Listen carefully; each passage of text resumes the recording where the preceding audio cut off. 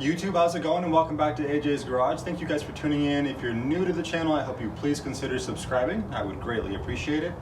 Today's video is going to be on replacing the I-beam bushings and the radius arm bushings on the 74 F350. Now, the radius arm bushings are completely shot. The I-beam bushings, we might as well replace since we're there. It actually is quite a simple job to do. I've done it once before on my 70 F250. The parts are a little bit different, so I'll explain that and give you guys part numbers as I go. But it really is a simple job that you guys would be able to do in about half a day at home. I also do want to announce that I'm going to be doing a little giveaway with Super Clean. So thank you again to the Super Clean team. I'll go over the details on that shortly, but let's get started. Alrighty guys, so getting started with this one, I just need to jack up this passenger side of the truck a little bit so that we can put it on a jack stand, which would allow this passenger side I-beam to drop just a little bit so you have better access to the I-beam bolt that's kind of behind it. The I-beam currently as it sits on the ground is a little bit in the way, so it makes it a little difficult to loosen it. But I've actually already replaced the I-beam bushing and the radius arm bushing on this passenger side. With this video, I wanted to show more of a simple step-by-step process and focus on one side, just to show everyone how easy it is. When I did the same replacement on my 1970 F250, since I had the whole front end blown apart, I just had the truck on jack stands completely, tires off, and disconnected everything and replaced it all at once. So we're just going to be working on the driver's side. The passenger side is already done. So let's get it up in the air. It doesn't need to be too high, just enough for the I-beam to drop and give us some clearance.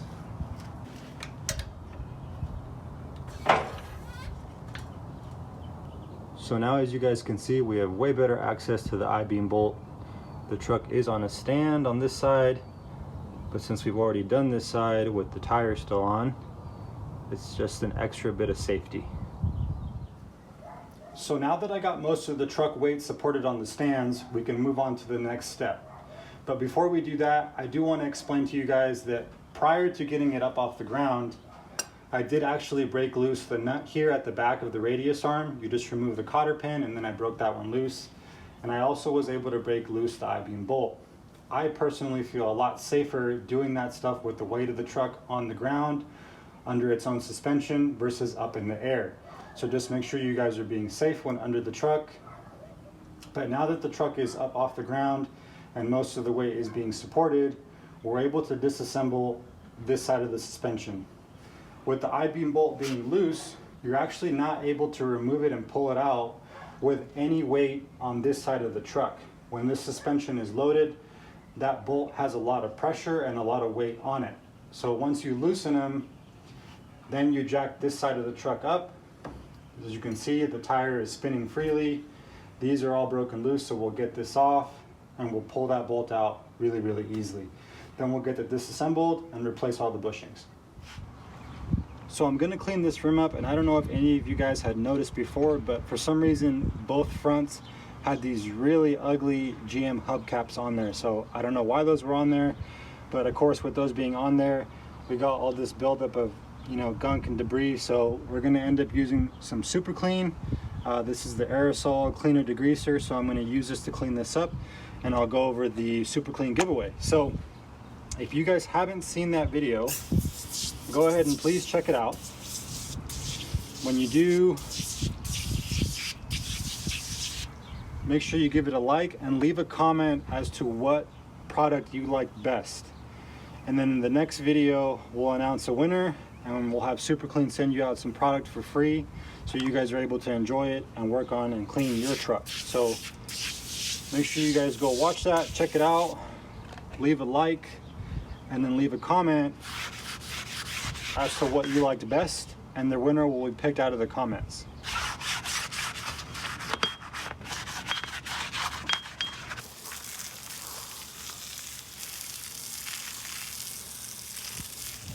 So the first step, now that you got the wheel off, is you want to drop the I-beam.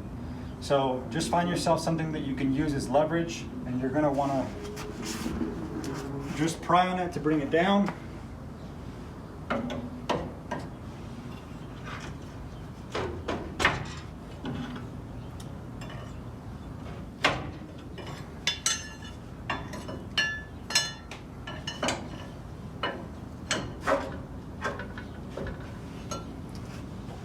So now that's completely loose. And the next step would be to loosen the nut on the radius arm. Back out the nut on the radius arm all the way out. So real quick guys, before we take the next steps, you guys are gonna notice something quite obvious that's gonna differ from your truck, is I've disconnected my brake line there. The rubber brake line that goes to the hard line. Now the reason I did that, if you followed along on the channel, the dually's been in some sort of accident and had some damage. So that bracket is not where it's supposed to be. Once you drop this, and of course we have to remove this little bracket there, but once you drop this, this rubber line will get tight. So I would definitely recommend using some 4x4s or even the tire to support the brake assembly before you drop it.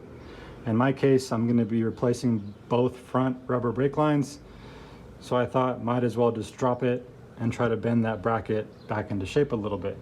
But also, I just want to give you guys a view of how bad the radius arm bushing is. That front one is pretty much gone, the back one still looks okay. So now we're ready to drop the driver's side suspension assembly and replace the bushings. So remove the bracket up top, which is two 15mm bolts. It's the top one that you can clearly see on the outside. And then there was also a bolt that went from the top of the spring perch through that same bracket. So make sure you remove both. And then also don't forget the bolt at the bottom of the shock that mounts it to the I-beam. That's a 3/4 bolt there. So now we should be able to fully drop it. And one of the main reasons why I like keeping the jack in place like this is once you drop it, just be very careful to unload that spring tension.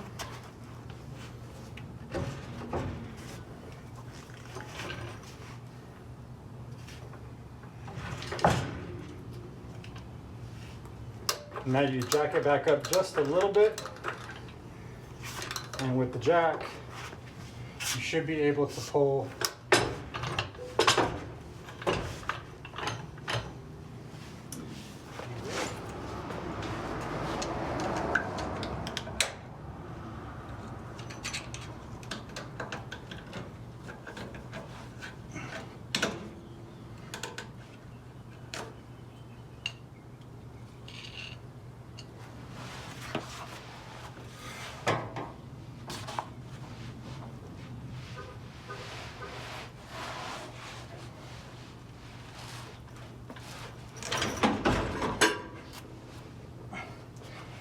So no wonder that was a little bit more difficult than the other side. I'm not sure what this sleeve is here. Or you know what? Now that I look at this,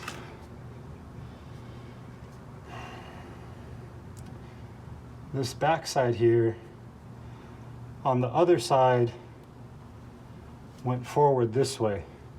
So unless it's supposed to go from the back forward and on the front.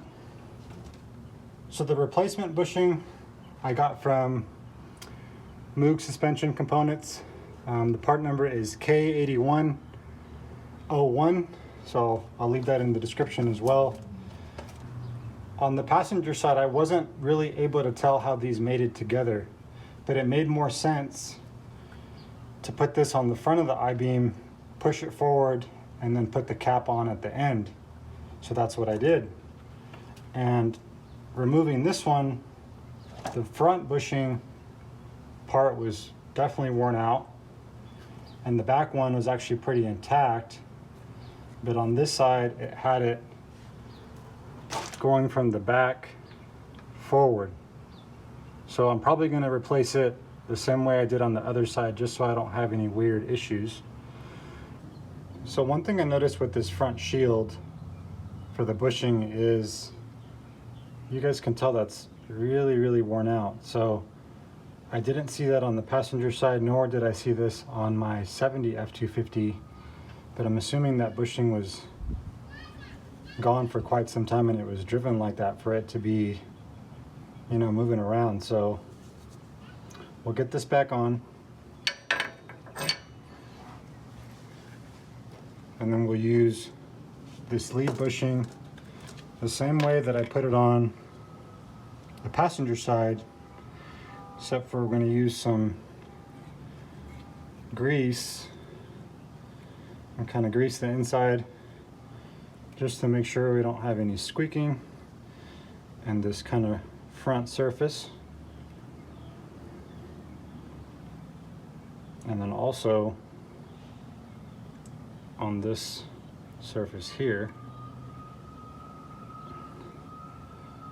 Now, like I mentioned, I'm putting this in the same way I did on the passenger side, but from what it looked like, this was put in the opposite way. You guys can, of course, decide to put it on whichever way you'd like.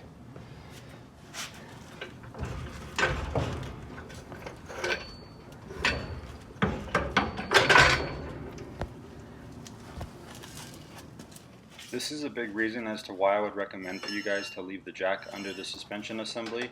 Don't completely drop it, because once you're ready to get everything back together, it's a lot easier to move it. It's not just dead weight. So you can shift the jack left or right, up or down, and that'll make installation a lot easier.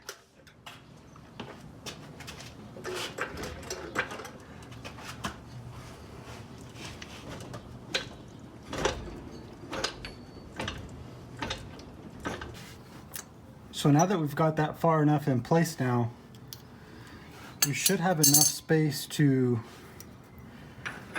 replace this washer and put the castle nut back on by hand, and then begin to tighten it to set the radius arm all the way back down. So the last thing I need to do here before I move on is install a new cotter pin. You definitely don't want to forget to do this. So what these are for is if for some reason the castle nut was to come loose, this would prevent it from backing completely out. So you can kind of see there is a small hole here. So what we'll have to do is back it up just slightly, just to about there, and then you'll just punch that through, and then on the other side you'll bend the tabs down.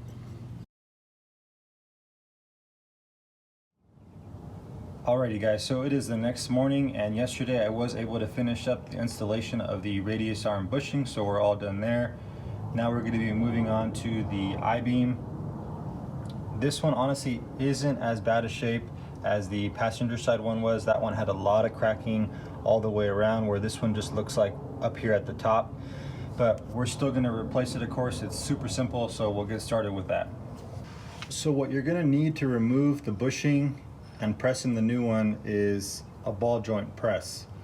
So you're going to want to go down to your local auto parts store and rent one if you have access to that.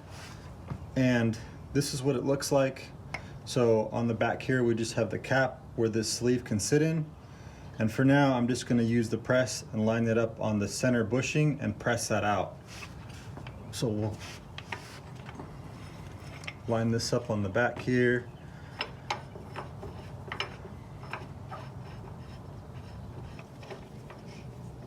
and as you can see, that's already just going through pretty easily just with my hand. And like I mentioned, this one actually isn't in as bad a shape as the passenger side one was. That one was already pretty much coming apart, but this one we might just have to cut that out. So I do want to go over a few things as I replace this I-beam bushing. I'm not sure how well you guys can see this, but I actually made a cut on this outer sleeve with my reciprocating saw. So I didn't need to remove all of the old bushing. The reason I did that is On these F350s, I'm assuming these 1 tons, I had a hard time finding a replacement for this. All of the polyurethane bushings, or all of just the bushing alone kits that I found and ordered did not fit. So I was able to finally locate one, and I'll give you guys the part number in a second, but it is a complete press-in bushing with the outer sleeve and the bushing material already in one piece. So we need to remove this outer sleeve, and the way I did that was making a cut, and I'll show you guys here. Once you make that cut, you're kind of able to pry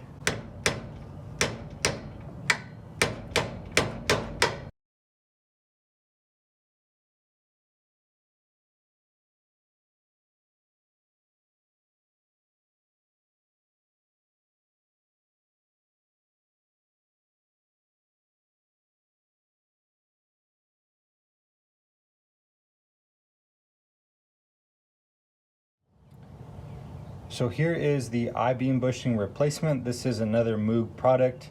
Now, I didn't actually order this directly from their website. It was not available, but I was able to source it from another auto parts store.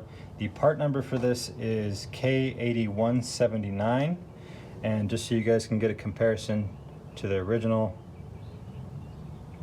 And then on the original one here, as you guys saw, I made a cut here, and I tried to make one up at the top, and I was able to press it out or just kind of wedge it out.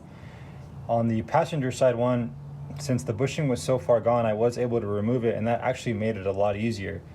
With the bushing material gone, with that cut, I was able to just give it a few hits with the hammer, and the cut allowed this to push in, and then it just literally fell right out because it wasn't retaining its shape. So I would definitely recommend probably removing all this if you can.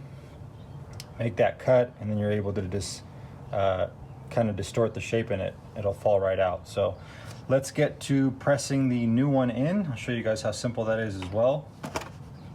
Before I do press it in though, just like with the radius arm bushings, now this of course is a press fit, so I'm not trying to put too much of this on there, but just enough to where it helps it go in.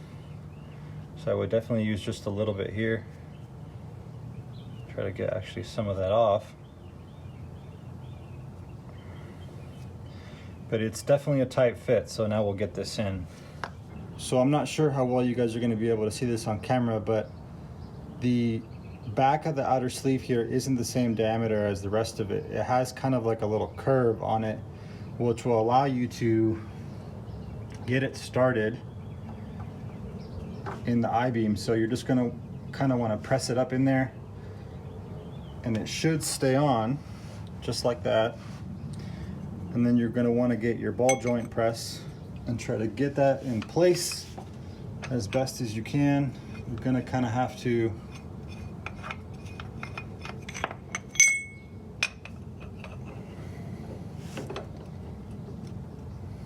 get it started a certain way and then finish it. So I wanted to get that a little bit closer. 2 hands isn't enough, but you don't need the sleeve yet on the back. For now, you're just going to get it started like this. Now I went too far.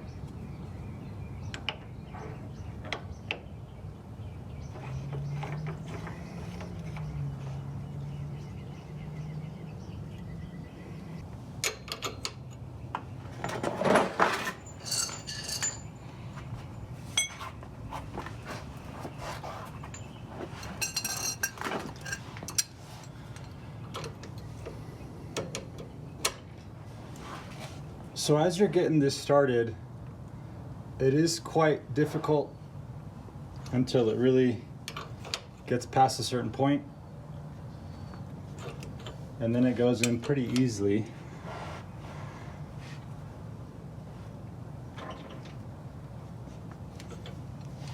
So I would definitely just watch it as it goes in to make sure you're not damaging the bushing and the outer sleeve. But I think at that point here, or at this point here, we're pretty much good. It's going in a lot easier now.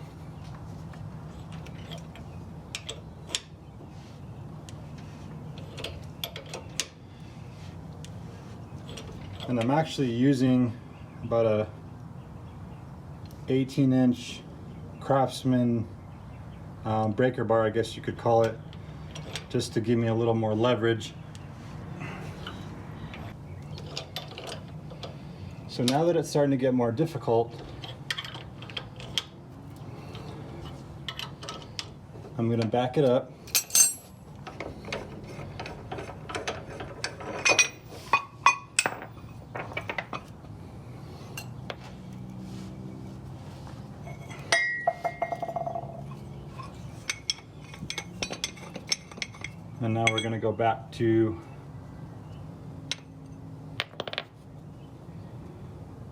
And now we're going to go back to using the sleeve.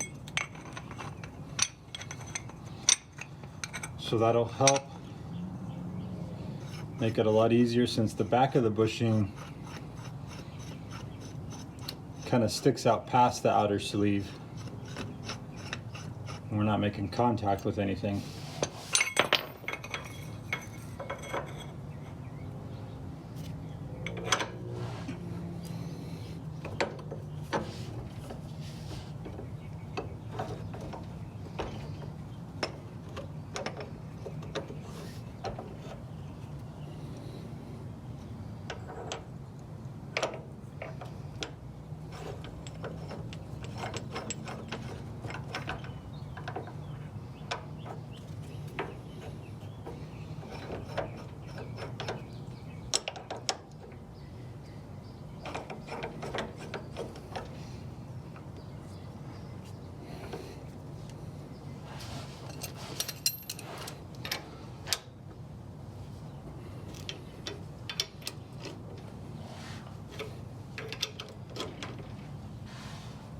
So as you guys can see, I got the bushing all pressed in and it's all ready to go.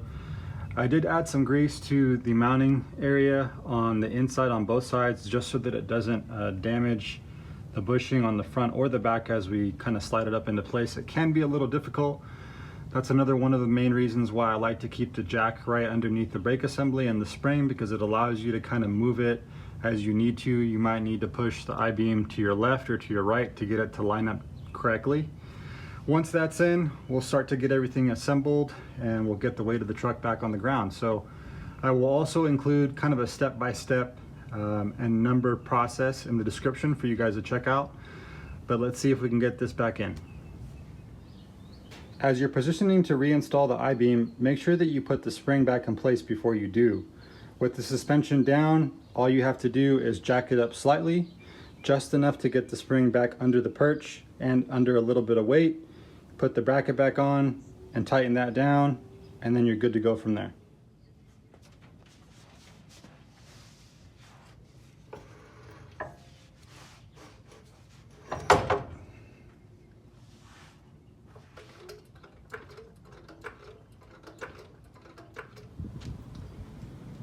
She's back on the ground and the front suspension rebuild is done. So I didn't show you guys too much of the reinstallation of the I-beam, just because there are a lot of small adjustments that you have to do when getting that to line up. You might have to drop the suspension a little bit, lift it, push it left or right, just to get the bolt holes in the bushing to line up correctly. So just do your best with the tools you have in getting it to line up. But like I mentioned, guys, it really is definitely a simple job you guys can do in a day's time if you have all the right tools, the parts. For this 1 ton, it was definitely a little difficult getting the right parts for the I-beam bushings. The radius arms not so much, but everything is back together. So next, we got a Holley carburetor we got to get on this thing. We got to redo the brakes. We also got to replace the passenger side inner fender and cover up that hole in the firewall where that old bulky heater and AC unit used to be. So there's definitely a lot of content coming up. Also, don't forget to enter the Super Clean giveaway. Go ahead and go back to that Super Clean review video. Like the video, leave a comment, let me know what you guys think, and we'll pick a winner from the comment section.